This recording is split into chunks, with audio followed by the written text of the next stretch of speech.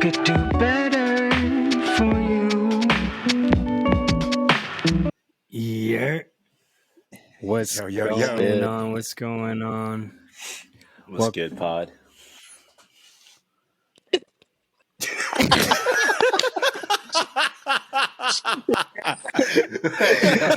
never heard that? Yo, what's going on? Welcome to the Indogenious podcast, where this is me, Drew, talking with three of my closest friends from growing up, Cornelius, Ronald, and Abe. Say what's up, fellas. What up? I guess this is a pod now. This is a pod. That was my intro. What's up, pod? If you're listening, thank you. We just kind of want to shout out all the Eagles fans out there because they're hurting right now. Ronald, shout out to you, bro. How you feeling today? You want to know how I feel? Hold on.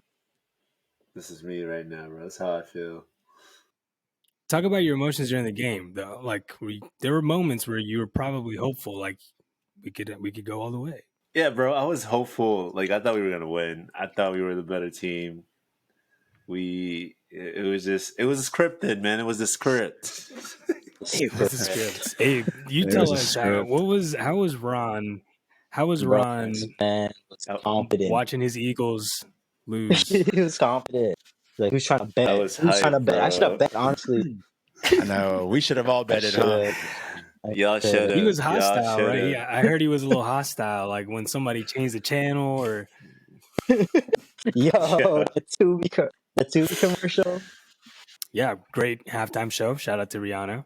She's pregnant. Hey, Rihanna, bad gal. That's why they call it ASAP. You know. Hold on, let me say that again.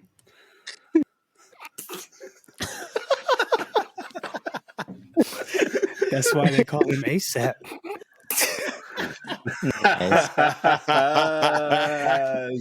Yo, everyone was like complaining though, low key. Everyone was complaining about how it wasn't good, it was mid, about how like last year's was better. Do you remember last year's Super Bowl halftime show?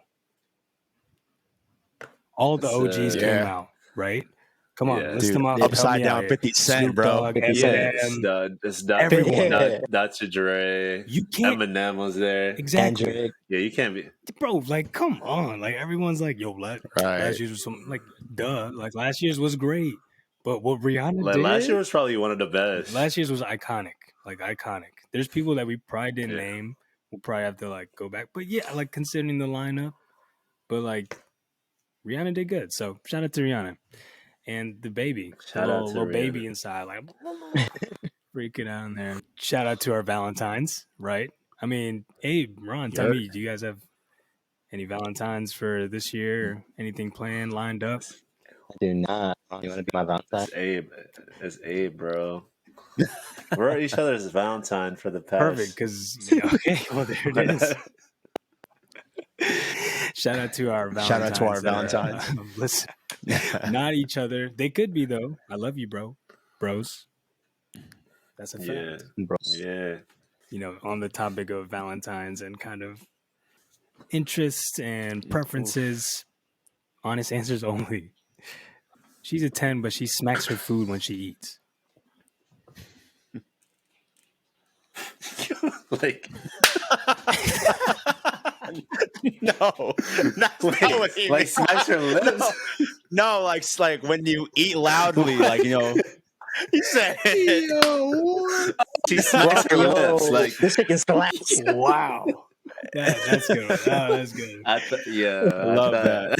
Okay, maybe that's a bad one. Maybe that's a bad one. Maybe she's okay. Y'all gonna answer that one or like she chews very loud? Is that what it means? I'm answering yeah, yes. Chews very loud. Yeah, she chews loud. Gotcha. She is a 10, but she chews very loudly and disruptively. But do I can't deal with that 9.5 because it doesn't bother me that much. Yeah, I feel like a 4 now. Doesn't bother me. I feel like Ron's like, yo, she's so food. fine. Yeah, she's so fine.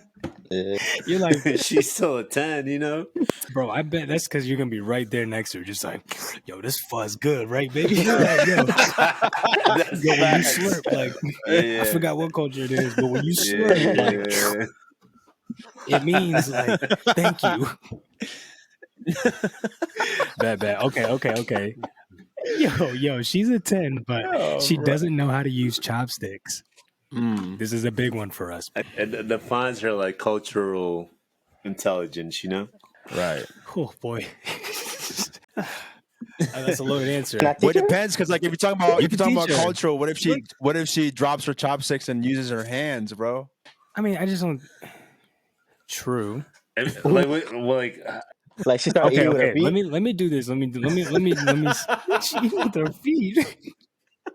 She with her feet.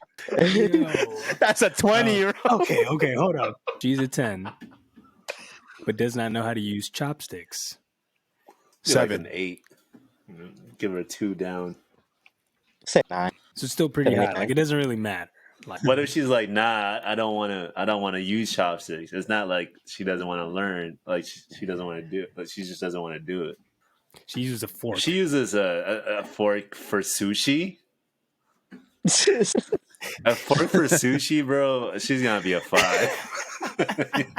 That's facts. Let's see. She's a 10, but she's a Cowboys fan. Oh, 0. It's gonna be a no for me, dog. That's a no for That's me. gonna be a low. That's gonna be like a low. Like a -5. Yeah. -5. It's not even on the scale, bro. It's not even on the scale at that point. Okay. How about she's a 10, but she doesn't have TSA pre-check. Yo, I don't have TSA pre-check, so it's okay. We'll wait in line together. It's fine. It'll be a bonding experience. Quality Facts, time, bro. quality. I got TSA. She's a 10, but she doesn't have TSA pre-check. What do y'all do on vacations? What do you wait in line? Or you go through the TSA pre-check and wave like, yo, I'll see y'all. I wait at a lounge. Shit, I wait for her. Yeah. Yeah, she an 8. That's fact. All right, Corn, what about you? I'm on the same boat as Ron, bro. I don't have TSA pre-check, so I'll probably just give her like a 5. Wait, you would give her a 5 because she doesn't have it and you don't have it either? So you're just 2 5s just in line together, not having TSA pre-check? Yo, so Corn, the last time we talked, we talked about how we wanted to get Ron and Abe on the podcast. Yeah, dude. I think it's like both you and I, right? Drew kind of talked about our story a little bit, like on what we're doing, where we know where up, like you said, our upbringing was. But now we're trying to see like the story of Ron and Abe and like what they got. You know what I'm saying? Where should we begin? I'm the only one here that's like an immigrant. I was born in Indonesia, Jakarta, Indonesia. Came when I was 9. Just a kid fresh off the boat. I just remember like around that time, I feel like when I was a kid, I didn't care, bro. I had like so much curiosity, you know, like I'm very extroverted. Like I would talk to everyone. And then I remember moving here and it's like different, you know, I've been learning how to speak English because like I have lessons and stuff, but there's so much different thing that like that's when I was like, dang, it's scary, you know, like I'm in a different country, like I don't know what they're saying half the time. But I think I adjusted pretty quickly. I remember a year after I moved out here to the US, I'm like, I love this place. They got good food. I was a little chunky back then, you know. You know, there's like so many things to see. I love the snow. I think I got to middle school where like that kind of curiosity and extrovertedness, you know, kind of died down a little bit because I got like jumped in middle school.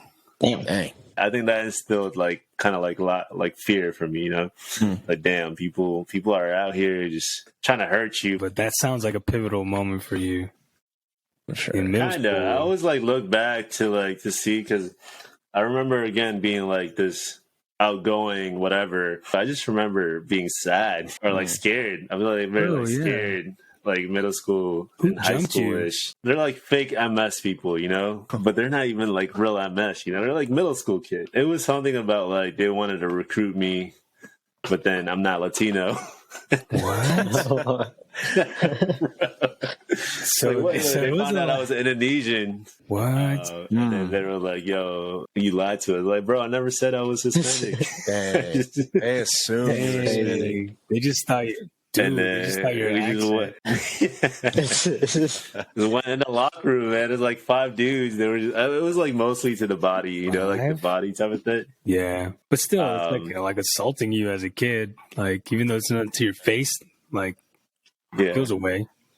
Especially when they're 5. But the thing is, like, yo, like before that, right? Before that, this is what's crazy. I was kind of like that. Again, very like energetic kid, and I feel like I was a bully, bro, in elementary school. And I remember before middle school, I was like annoying and very like I was a bully. Like I remember like I would like mess with my cousins all the time. I remember I used to like almost beat up. Like I punched my cousin all the time in Indo. Dang. And I was like, dang, bro, I was a shitty kid, you know? But I feel like that thing that happened in middle school was like a humbling moment, you know? That's kind of like the world was like, yo, you're a crappy guy, and to say like this happened to you, it's like, now what? Felt like it was karma. Yeah, or like in the moment, like kind of like you know, kind of getting what you deserve. In hindsight, I knew that, but at the time, I was just like, yo, that sucks. What is happening to me? And then in high school, like I went to a new school, so like it was kind of a fresh start, right? Like I started making friends and stuff, but like another shit happened. I got arrested. Damn. Wait, what? Bro, I did not know this. Yeah, I went to like a holding cell. It wasn't like a prison, but I just went to a holding cell when I was 16. That's badass. 15, 16. It was stupid, I didn't know bro. this. It was stupid. Well, I mean, fuck. What? Bro, what happened? Double homicide. It's over weed. Double homicide. It's crazy.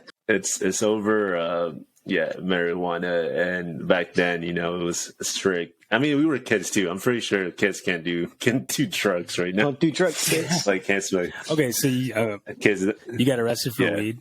Yeah, like they found out somehow. They checked my locker. They checked whatever, and then they went to the school. The police officer came and then took me to the holding cell. As I was leaving in the back of the cop car, they called my parents and everything. I see my dad driving past the car, and I was just like, dude, I'm dead. That's it. I'm like, wow, bro. This man about to Jackie Chan my ass.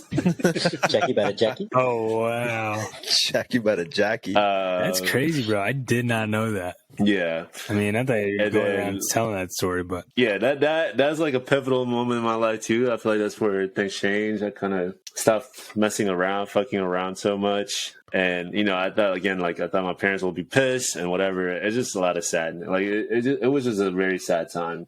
Like, they never said, they were like, I mean, they were angry, but they were like, yo, like, very disappointed and shit. I don't know about y'all, man, like, having, like, being an immigrant, right? Or even first gen, whatever, having immigrant parents and you having trouble in the law, like, you having a record, that just, like, breaks their heart. Because, for sure, you know, they work so much for you to get here, and then you're just fucking it up.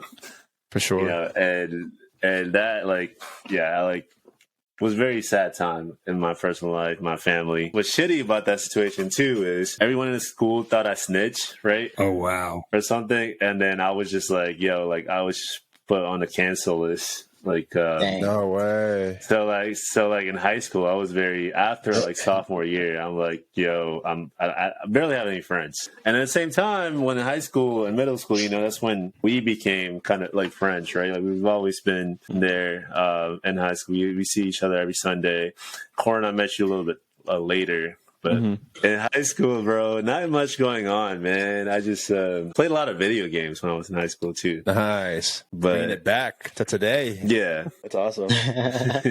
Yeah, bro. Dreams do come true. But yeah, that's awesome, man. Well, thanks for sharing, Ron. I love what you said about just like your, you know, the parents and like how you felt disappointed and guilty and things like that. I mean, I think that's for all of us as well. But we'll get back to that later on. But I definitely want to hear a little bit of like Abe's story. And Abe, kind of talk to me a little bit about you, man, about like you growing up and things like that. All right. Let's see. I was born and raised in Maryland. Raised in Gaithersburg. G-Burg, what up? I think as a kid, I was a really shy kid. I would always remember going to Sunday school every week and just like hanging out with Andrew and Richard. because that's like our little age group. And that's like the only thing I looked forward to when I was a kid, was just hanging out with Andrew and Richard. But yeah, I was a shy kid. I remember in kindergarten, they thought I didn't speak to anybody. They thought I couldn't speak English, so they like took me to Esau. They took me to Esau for a day. Yeah, so like this guy is probably dumb. He doesn't know English. But then I was there. She like pointed like, "Yo, what color is this?" I was like, "Green." And she's like, "What number is this?" 2. You know? Yo, I'm like, this kid's not dumb. He just don't want to speak. Because I was a shy kid, you know, like being bullied. She fucked me up in the mental when I was a kid. dude, how old are you? Damn, bro. What happened when you got bullied? You got like punched in the face, didn't you? Yeah, dude, I got punched in the face. Some kid threw woodchucks at me. This happened multiple times, so it wasn't. No way. It wasn't like just one dumbass kid. It was like multiple kids at different places, you know. So I was like, dang, something wrong with me, mom. Middle school is when I started hanging out with this one dude. Who, like, I thought I was like hanging out with him, so I thought I was cool, you know, because I looked up to him. He would like smoke weed. He like taught us how to smoke weed and stuff. And like we had this little gang. Andrew was in it. Ron was in it too. You talking about Scott? Are we doing that? All right. I mean, it's part of it. It's true. Crazy. Scott plays a big part in my childhood, bro. Like, Shout out to Scott. yo, I could tell y'all stories about Scott. That's crazy. Yeah, it's kind of bad, actually. That's actually pretty bad. It's kind of bad, yeah. Low key, like It is bad, there's bro. like a saying, like, and I hate to like sound like this, but there's a lot of things that we. I'm not saying it wouldn't have happened one way or another, but like we definitely were. I hate using this word exposed. Yeah, That's the only thing I think of. Like, there's certain things we were exposed to that we probably like would have never come across if it weren't for these like individuals. yeah. I mean, they were also older, weren't they? They were also older a little bit. Yeah, They're like So, 3 years older. like Yeah. we looked up to them bro. a lot. And I always thought like it was cool hanging out with older kids, you know. So like I For felt sure. cool. Yeah. And I started listening to Eminem. And I started being like gangster, but like, bruh, I wasn't. Same, bro. That's wild. Yeah, I remember this was a serious thing I had in middle school, bro. I wanted to be a rapper, and I want to rap with Eminem. That was like my goal in middle school. And I wrote that shit down. I was like, yo, I'm such a dumbass. Like, hey man, that still could happen, bro. That still could happen. Yeah. You never know. Facts, bro. Honest, bro. So, yeah, Yo, but hey, I know Drew and I talked about this a lot the last podcast, but I know like mainly with like you also growing up, you hung out with Drew a lot as well, right? Yeah, it's my best friend. It's still my best you friend. know. Right. And yeah, tell me about that a little bit. Like how was y'all's friendship growing up? How was our friendship growing up? It was lit, I think. Like, it was lit, bro. Honestly, it was the was he bad moment. nah. You I know looked what I up mean? to Andrew, actually. It felt like he was like the brother I Let's didn't go. have. You know what I mean? Like, I was like wanted to go to his house, play PS2, play like Tony Hawk or whatever, Hang out during the hang summer. out. You know, Like when we were kids, and then in the middle That's school, just fire. like dude, like walk around Rio, ask people for cigarettes. They give us Black and Milds. That's wild. We smoke in the back of Rio. Like they have this like forest area that they don't have no more. But like, oh no, don't We tell just- them about I know what you're Narnia. talking about. I know what you're talking about, bro. yeah, we were kids. We were doing dumb stuff. Crazy. That was the phase we were getting into bad things. All the Yeah. bad things that I've ever probably started in my life, Abe was probably there. Yeah. Same. The She was beginning. there. Then we probably got saved together too. Yeah, and then we started going to church like 9th grade, high school, or actually no, 8th grade. I was in 8th grade. She was like in 9th grade, something like that. And then started going to Elevate. I stopped smoking weed for a little bit, like all throughout high school. I guess because I got saved. Would you say that was your pivotal moment? Yeah, because it was like a good environment. You know, the people at church were friendly. I had a lot of friends at Elevate. Wednesday nights, like I remember, I didn't want to go to Elevate at first.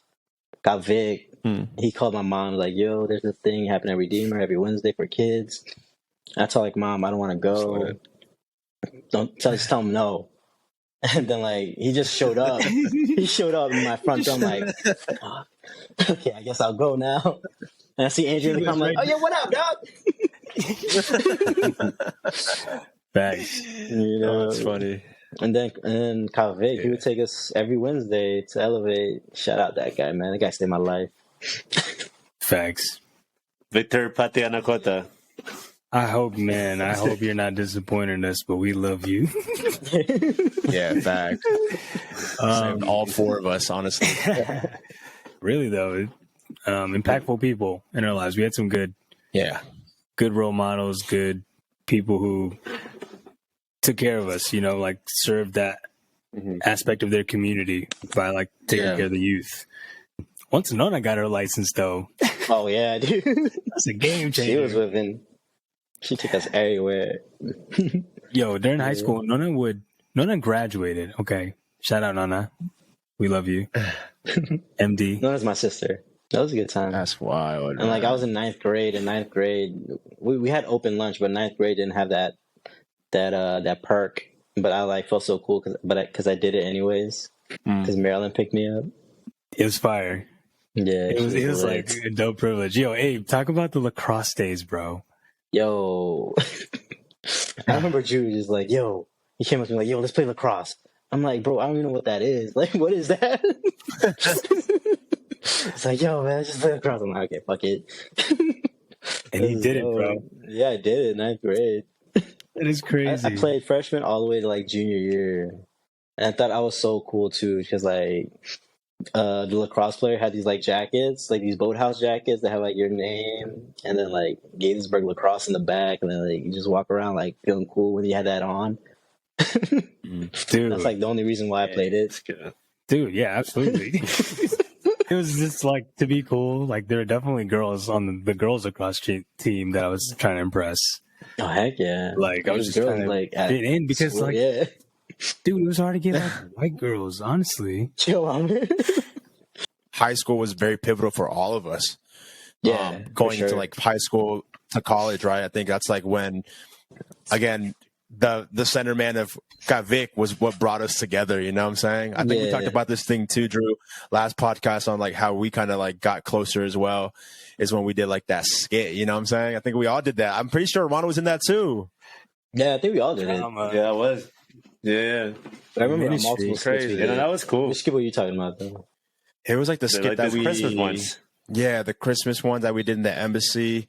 And then it was like that. It was like you that. Had those chains. Yeah, Drew was remember those chains? Drew was on chains, right? And like you were like, I think I was the devil or something. You were acting as somebody, something like that. Yeah, y'all were like demons. Y'all were like little demons.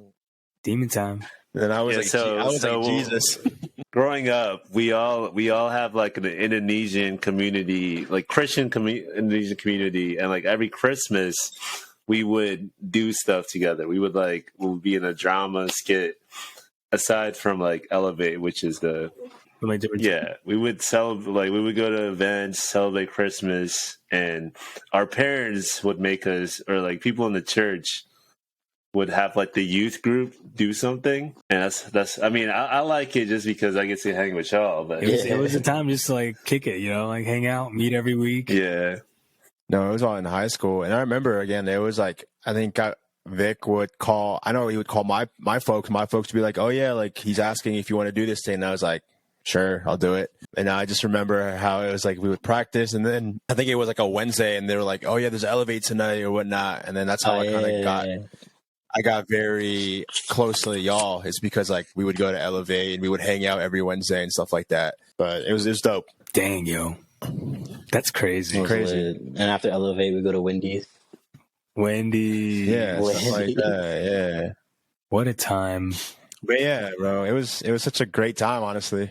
But now look where we're at now, man. Like we're all in the different states. Well, I guess like myself, Drew, and then Abe and Ron, you're in the same state. But kind of want to get back to you guys again. And I know you guys moved to L.A. West Coast. Yes, sir.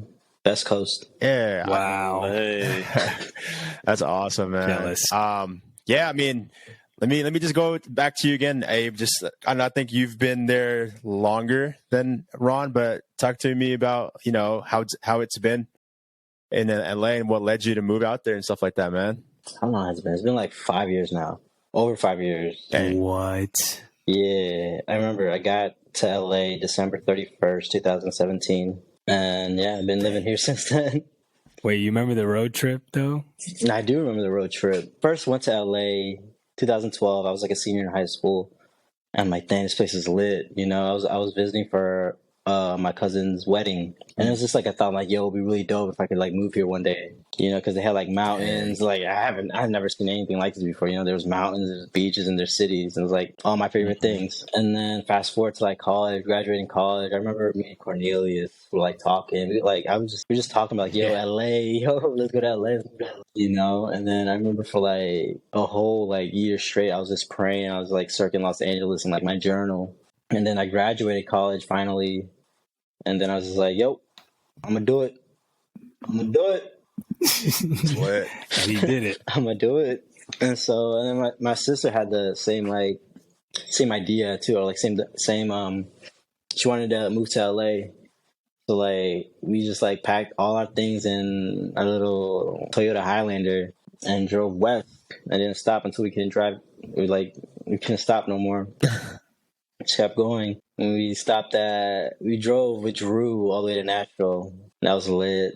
And then, we stopped at... Side by side, though. I was driving in my car, and they were driving in their car. Yeah. Side by side. But we were like... Side by side. I'm with y'all. All the... Maluku, Drew, come with us. Just keep going.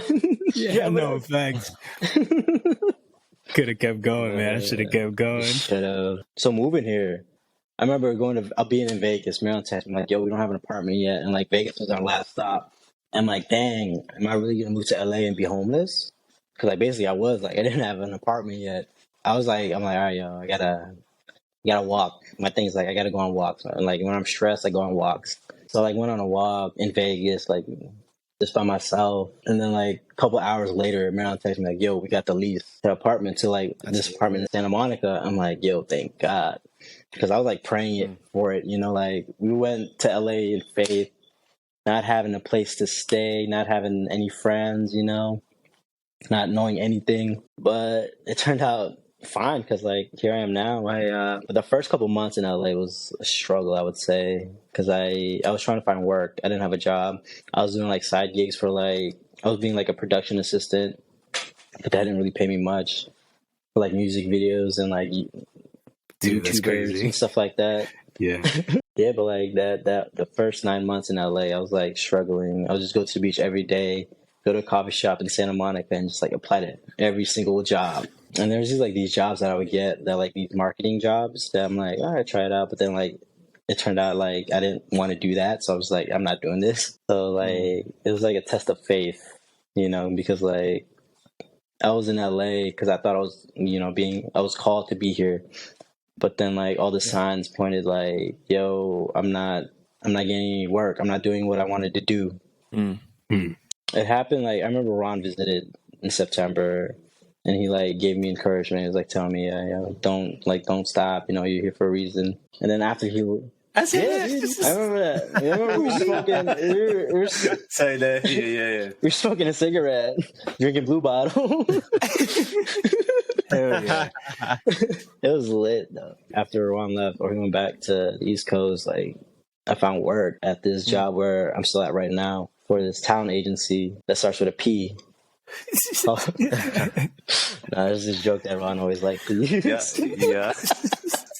Y'all know what that means. That's awesome that, you're there, you're happy, you're doing what you're doing. But I'm going to transition to Ron a little bit because I know he recently just moved out to LA. But yeah, Ron, talk to me about that a little bit, man. How's it been? What was your motive on moving west, bro? Yeah, I don't know where like the original thought came from, but it's always in the back of my mind. I never had a clear intention or goal to do it. And I went to college, and then Abe made the news that he was like, he's going to go to LA. And I was like, damn, that's crazy. I was like, I was low-key sad. I was like, fuck, Abe.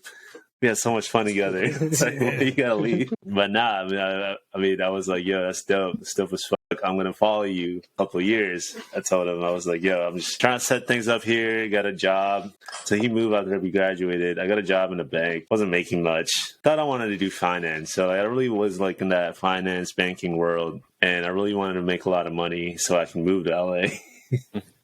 Because again, like, you know, I think that LA is more expensive, whatever, probably, you know, need to make a lot of money to do that. I was so unhappy in my job at the bank, and I was like, yo, I'm wasting my time here. I don't want to work here anymore. And like, I was just like, I'm just going to quit. I did. And like, looking back, like it all worked out right. But like the moment I quit, like I didn't have another job lined up. You know, I got a jobs, like same jobs that Abe's talking about, like those marketing jobs, you know, where you go to door. And like, I don't want to do this. So like, I quit again after the first day. And I was just like, dang, like I was literally unemployed for, I think around a year, for almost a year. From there, I also had the thought, I was like, let me just move to LA and be homeless in LA. But It's possible. You know, You'd rather be homeless in DC or homeless in LA? Sure.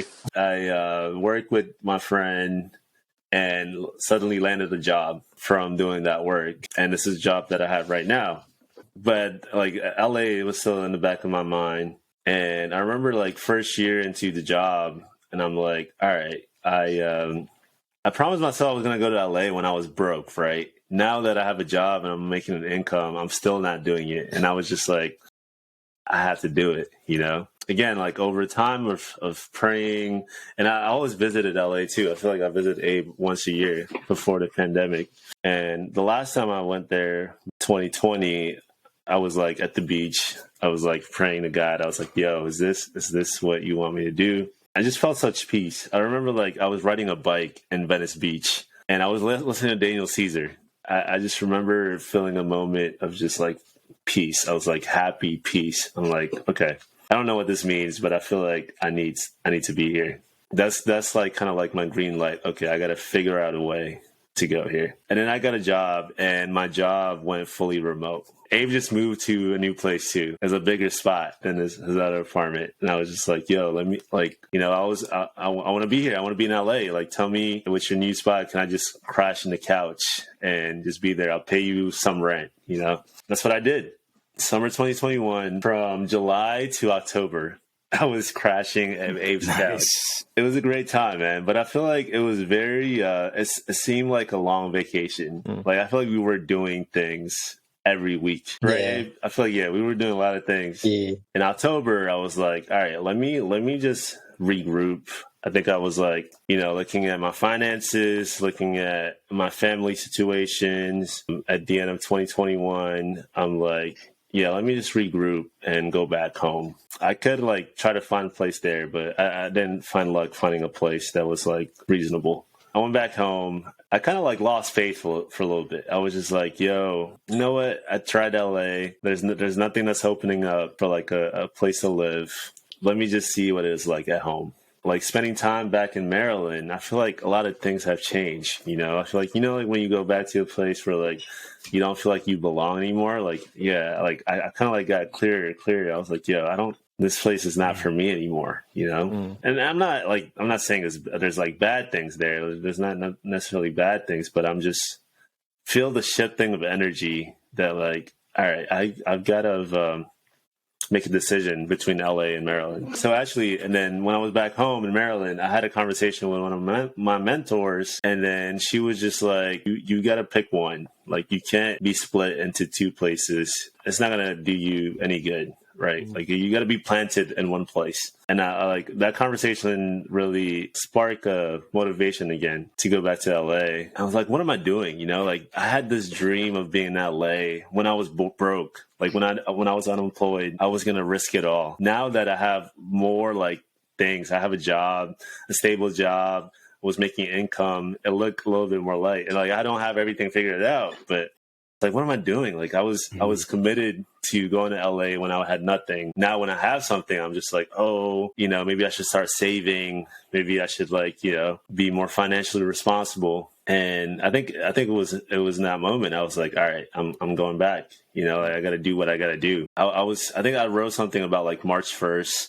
Or like middle of February, like I'm going no matter what. I had like a little bit of savings. I can make it there and probably last a few months. So I was just like, all right, F it, I'm gonna go. And then I got a text message from one of my friend that lives here now saying that, yo, like, do you still want to go to LA? My aunt has a place, has a room, and it's pretty dope. But like that opportunity came up, and I was just like, there was so many green lights that I saw. Like, my job went fully remote. I found a spot. Like, Vita texted me about the spot, and I was like, there's no, like, I would do myself a disservice if not going. So yeah, man. Dude, now I'm here. You did it, bro. It's awesome. LA's the vibe. LA's the move. LA. I'm jealous. Remember Drew and I said I wanted to move to LA. I was like, I'm thinking I'm going to LA. Then I moved to New Mexico. I was like, yeah, so you moved to New Mexico because you're a little closer. Yeah, a little closer. That's true. Dude, what a story though, man. I love listening to both y'all stories about just like your upbringings into like where we are now, and I told this to Drew and the other podcast, like, it's so crazy where we are right now to where we could be like in the next few years. You know what I'm saying? Yeah. And especially doing something like this, man. Like, even though we're so far, I still feel close to you guys. You know what I'm saying? Like, yo, I'm proud of you boys. All of y'all. Right. Making Thanks, the move. man. Proud of you. Proud of y'all. Just too, kinda man. Love y'all. Say that again.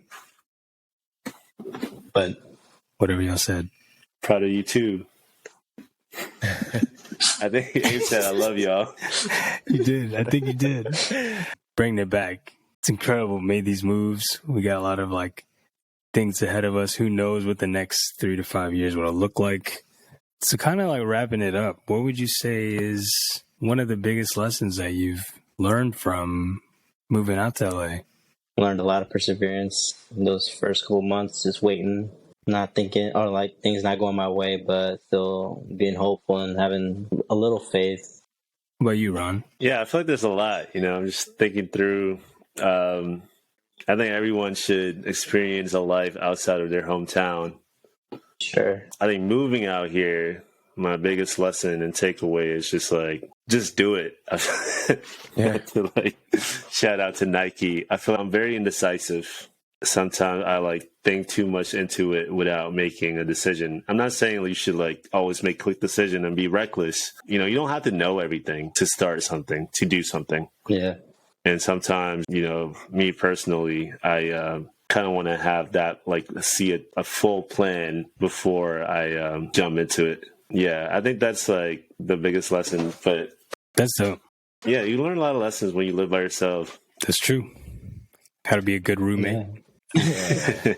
That's another topic. That's huge life lessons come with that situation. All these stories are kind of meshing together and making sense. Yeah. It's pretty dope. And who we are is, You know what I'm realizing is I just want to add something, which I think we should definitely talk about too. I think next podcast, and I think it's like a common theme for me, Abe and Ron, and I think for you too, Drew, for a bit, but just that indecisiveness of us trying to be ourselves, an individual, kind of thing.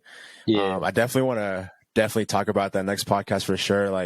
We definitely, grew up with a lot of expectation and just wanting to be home and probably having attention of what we want to do versus what our parents want us to do and things like that. But I think that's a theme that I've also kind of relate to. It's I didn't really move out to New Mexico until I realized hey, I'm just going to do it. You know what I'm saying? Yeah. And make that decision as well. But definitely we should talk about that next podcast. I think that'll be great. Sure. Just to kind of get into that. yeah, a little for bit, sure. And I think we do need to think about the balance between saying that this is how we were raised and this is because of, our parents and our upbringing and because of Indonesian culture. that we're this way, you know, like be careful saying, you know, kind of like leading into that, because we are actually, I mean, it might be that shift. Like now we're realizing, or now maybe because of how we grew up, we're now realizing, oh, we can kind of break off and do our thing or what we need to do. Or maybe now it's a different time where we have the freedom to really like consider our options, you know, and now we're breaking into this individualistic mindset, because before we were very collectivist with, you know, community in mind, family in mind. Yeah, there's a lot that goes in there, but at the same time, I think it's something that just is still a part of us, a natural part of us, and we're just navigating kind of some of those mindsets in a mature way. No, for sure. No, we'll talk about that. Yes. Yeah. Corn, what's like one of the craziest things that you heard on this podcast just now? Dude, after everything that we just talked about, bro, I think it was, honestly, I didn't know this, Abe, but I didn't know you were bullied when you were younger, bro. Yeah. Like, that was new to me. Like, I know you talked about it before, but even to me, it's pretty crazy, because I was like, that's crazy. Like, I didn't know Abe's story like that until he was just such told a sweet told kid, us, bro. you know? So, just shows Yeah, so it was like a shy kid. yeah. Facts. you ain't shy no more, bro. Cue the karaoke clip. Before we sign off, I am going to New York this weekend. Shout out to Maddle Paddle, shout out to Ryan, and shout out to Noah and G. What's up? I was gonna say that, bro. You gonna see the cousins? He texted me like the I other gave him day. your number. So, Yeah, I was like, yo, Let's go. Yo, G is a G, bro. hilarious. That He's man's smart, yo. He's intelligent. He said, what did he say, Corn? Corn, he said, we're not here to talk about... We're not here talking about feels. We're here talking about knowledge. Damn. We're not here to express how we feel. We're here to talk about knowledge. I was like, Yeah, dude. Damn. I love it, though. it's like, chill out, G. Like, this is the first time FaceTime. You coming in hot, bro. I'm going to tell them that when I see him this weekend. But yeah, it'd be cool to get them on and hear their story too, man, because... Oh yeah, for sure. Brothers. All right, well, thanks for listening in to the Indogenious podcast. Whether you were cooking, cleaning, driving, hopefully maybe we helped you fall asleep. Either way, thanks for listening. Everyone say good night or goodbye. Along. Good night and goodbye. Good night. Bye-bye. Peace, pod. I could do better